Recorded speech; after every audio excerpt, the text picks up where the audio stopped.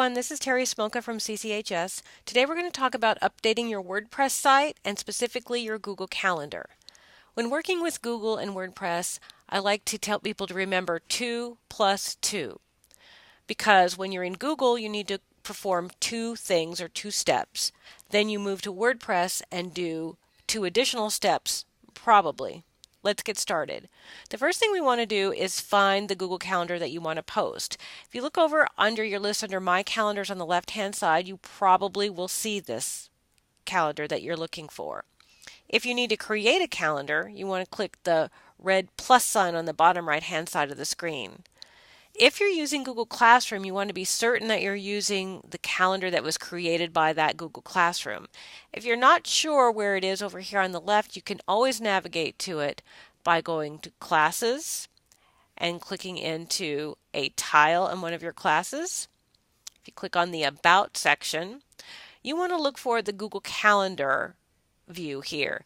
This Classroom Calendar view only shows the Google Classroom by week. This is the calendar view that you want, so we know that this is the one we're looking for. Now that we've found the calendar that we want, if you hover over it, you will see 3 dots. So if you click on them, you'll get some options, and one of them that we want is Settings and Sharing. So while we're in Google, we want to do 2 things with our Google Calendar. First, we want to make sure that it is public, and second, we want to find its unique identifier so we can post it on our WordPress website.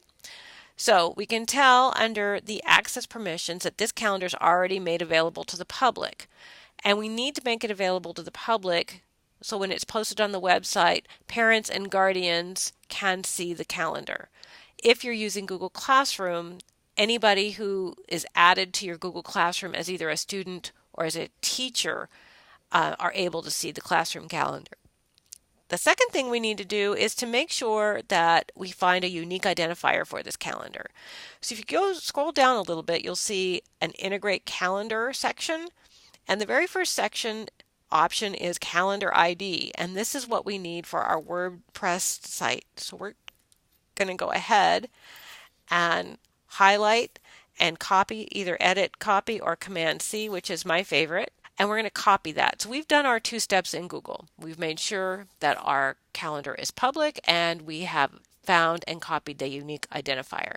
Now that you have made your calendar public and grabbed the unique calendar ID, go ahead and open up some type of text document. It can be a Google Doc, it can be a Word document, it can be a Pages document. It doesn't matter. This is just going to be a placeholder for all of the courses that you're teaching and the calendar unique identifiers.